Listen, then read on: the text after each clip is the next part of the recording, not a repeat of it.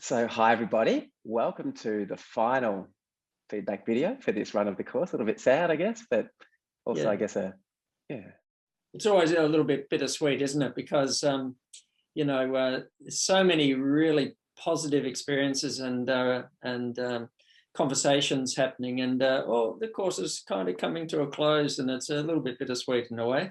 But we should just let go. just practice letting go at this point. I just, I really love, without wanting to get attached to it, Craig, I just really love the conversations, the interesting questions that come up, the insights, the reflections, all the stuff that comes up in the discussion forums that we talk about each week. I mean, obviously this week there was a lot of gratitude being expressed. Lots of learners, saying, talking about the benefits they've got, like, learning to meditate, understanding the nature of their mind and how it wanders, understanding the benefit of being kind to themselves, and just practical things, taking a break to clear the mind, get a bit of perspective, and of course, getting less caught up in things like stress and Mm, emotional reactions. And that's always great to hear. I mean, it's so nice that an yeah. online course can give people that much mental freedom. Yeah, no, it's been I don't know, continually surprising and really wonderful for us to get the sense that this offering and Monash has been so wonderful in providing this, but it can make a real difference if we apply it in day-to-day Yeah. life. And some interesting questions coming up too, and we shouldn't think that everything's going to be all answered by the end of a 4-week course. In I fact, hope we have not, actually, wouldn't you? Yeah. a lot of questions open up, like the difference between allowing thoughts to come and go and not letting the mind wander off. How do we decide which is which? I love that question. It's a really great question. So thanks for whoever asked that. Hmm. I mean, so allowing the thoughts to come and go, because that's the instruction, versus letting the mind wander off and getting lost in thoughts. And Hmm. it's a very important distinction. I mean, I guess in some ways we could talk about the difference between thoughts and thinking. Hmm. Thoughts being, things going through the mind, whether they're images or replaying conversations or, you know, some story, and the thinking, which is when we engage with those thoughts, we follow them and think, yeah, okay, we get caught in that conversation, or we fight against it. I don't want to think that, get out of my mind, that kind of stuff, where we're engaging with it, we're giving energy to it. Hmm. And that's really the difference. Thoughts just happen. I mean, the brain's an organ and it thinks, just like the heart pumps blood and the lungs breathe. So the brain's thinking all the time, and we can't stop that. There Yeah. might be moments where it sort of quietens down, but we can't stop it. But the Hmm. important thing is just not to get lost in that mind wandering. Yeah. And I guess it's a difference between just standing on the platform and letting the trains of thought come and go compared to just getting on those trains.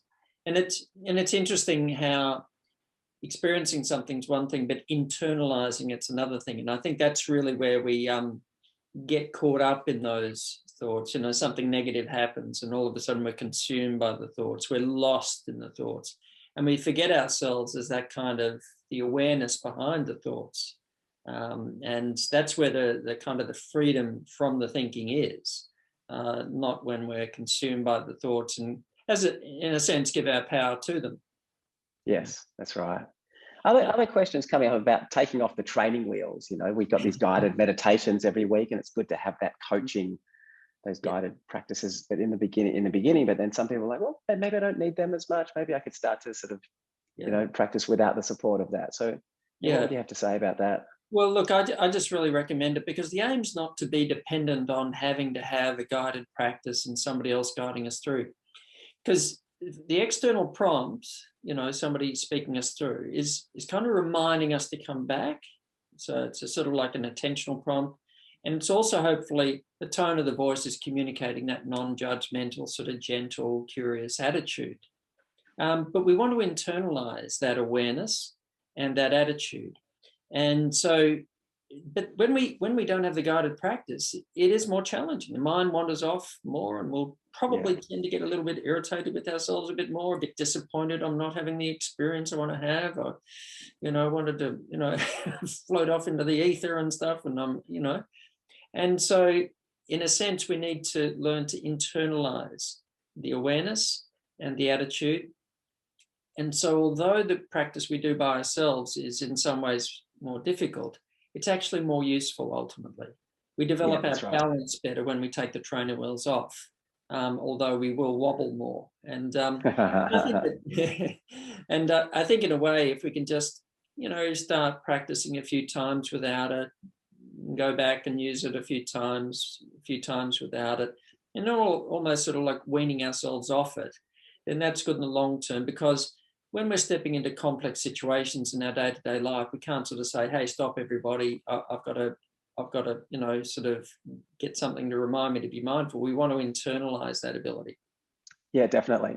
And remembering as well that mindfulness isn't just sitting on a cushion meditating, it's every moment of our lives. So we can't be dependent really on guided audios all the time. Yeah. Some really interesting comments around mindful eating as well. Mm. One learner, or some actually, said that they don't have time to eat mindfully. And it's an interesting it's an interesting sort of thing to say, isn't it? I ran a mindful eating session actually earlier this week at Monash, like a sort of on Zoom, like a live session. Mm. And a few people said that too. I don't have time to eat mindfully. I don't have time to slow down. And I think that's quite diagnostic sometimes. Mindfulness practices can be quite diagnostic in a way. They can show us that maybe how we're living our lives is perhaps a little bit out of balance. Yeah. Now, I don't know. I don't know the background of this. Perhaps these are busy parents juggling full-time jobs and study and parenting, and of course, there might not be a whole lot of time. Mm. But if we can't stop and taste our food, what's going on? Mm. What's happening in our lives? And there are so many ways of practicing mindful eating too. I mean, it might just be savoring a pleasant meal. You don't have to slow down and do it like this sort of super mindful exercise of looking at the pea and listening to the pea.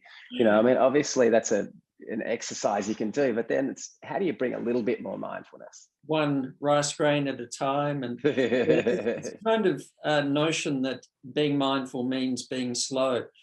And I was hearing Kathy Freeman. She and if you're not Australian, she Australian Olympian, won the gold medalist. 2000.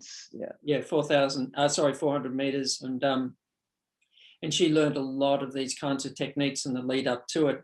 And there she is flying around the 400-meter track, but totally in the moment. It's not like I'm going to be mindful and all of a sudden she's doing a slow mindfulness meditation walk around the track. I mean, it might be very meditative, but it's not going to get her to the finish line very fast. But how we can move very quickly and yet be mindful. With complete presence, yes. And so mindful eating doesn't have to be a slow, laborious thing. We can be eating, and mind you, if we notice that we're eating too fast and all of this sort of thing, we might just tap the brake pedal somewhat. But it just means the attention engaged in the activity, whether eating or driving. To hear the descriptions of Formula One drivers, and that car's moving so quickly, so present, so in the moment. Pretty mindful, right? Not a lot of room to think about other things. Yeah, and I don't think they'll be checking too many text messages while they're driving Formula One race. Yeah. Yeah. And another big thing this week related to managing strong emotions and being able to step back from them. That kind of stepping back and then not being consumed by them, really very empowering, but so important, especially when experiencing, as we all do, some pretty challenging emotions at times. And just that little bit of a step back can be an absolute game changer, not just in how we feel ourselves, but how we interact with others. And I think too, very often being able to constructively resolve problems or to engage in difficult situations. And there's just, I think, not enough of that in the world today when reactivity on one part leads to more reactivity on another part, and things can escalate in very unhelpful ways. That's right. And it's hard to do, isn't it? I mean, it's not easy. We're not trying to make out, it's super easy. Practice a bit of mindfulness and you can just watch your emotions come and go. I mean, for a lot of people, they're just in the emotion a lot, but suddenly with a bit of mindfulness practice, there's a moment of just being aware that, whoa, I'm totally caught in a reaction. And that's a really beautiful moment because there's a little injection of light or freedom in that moment. And of course, with more practice, there might be more moments like that. Yeah. And what's expressed, and there might be something that needs to be expressed, but it's expressed with a lot more discernment rather than just, reactivity and so on. And those kinds of examples are really very powerful in a way and very instructive. We don't have to be controlled by emotions. And I know that's right. if we're stepping into situations where fear arises or anxiety arises, to not be ruled by that, because they're not things that we'd like to be ruled by in our life, And but we are human. We do experience these emotions, but we can in a sense, have a bit of freedom from them, and that gives us the opportunity to be more self-determining, Yeah. step into things we might find challenging, to grow, to learn, and so very powerful. And of course, for those who are interested in looking at the next course, Maintaining a Mindful Life, of course, we go into that in quite a lot more depth, and that'll be starting on April 19 for those that'd like to sort of take their mindful journey the next step. Yeah, that's right. And of course, learners are free to repeat this course. We always get a set of learners who repeat these courses multiple times, because it's not like you just do this and then you've done it and it's all working perfectly. I mean, this is a lifelong journey that Craig and I, we're still very much on. And so in some ways, we've just kind of planted seeds. So yeah, do our part 2 course, Maintaining a Mindful Life. Come back and do this anytime. We strongly suggest actually that you purchase an upgrade or an unlimited subscription to FutureLearn, because what that'll get you is ongoing access to the materials. The course is open for 2 more weeks, so you can always sort of dip back in and do the practices and access all the materials in that time, but then it'll close. So an unlimited subscription or purchasing an upgrade would give you ongoing access to that. Sherelle will finish up her mentoring on Sunday night, so she'll be with you until Sunday. And look, there are lots of other resources. If you haven't discovered Step 4.13 yet, that's some recommended resources for continuing your mindfulness practice and mindfulness journey. And we'd love to hear from you. We really, really value feedback. So Step 4.15, please leave some feedback for us about how you found the course, what you've loved, anything that you'd like to see done differently. We also have some links there to some review sites. Probably a lot of the learners this time round have found their way to this course by word of mouth or through reading about online. So if you've enjoyed it, please, tell your friends, tell your family, tell anyone who'll listen, and perhaps also, just leave some reviews on some of the sites, because it's such a powerful thing to do, even a 4-week online course like this. And it's one of those things that until you hear about it, perhaps it's not necessarily on the screens. Yeah, and a big thank you. I mean, we're in front of camera, but our learners may not know all the wonderful people behind the scenes who make this possible. And Rowan and Kat and Georgie and Adrian, all the team at Monash, as well as, of course, the wonderful mentoring of Sherelle. She's just so great and so instructive in her comments and supportive and caring. She cares so much. It's so nice to see. Yeah, it makes a massive difference. And so it's a big thank you to a great big team for doing all this, and a big thank you to the learners, because I don't know about you, Richard, I always feel like I learn new things, see things in new ways, make new connections. So we're involved in the learning process as much as the learners are. So that's right. Yeah, I love running these courses. Hey, do you want to say something about the questionnaires? Yeah,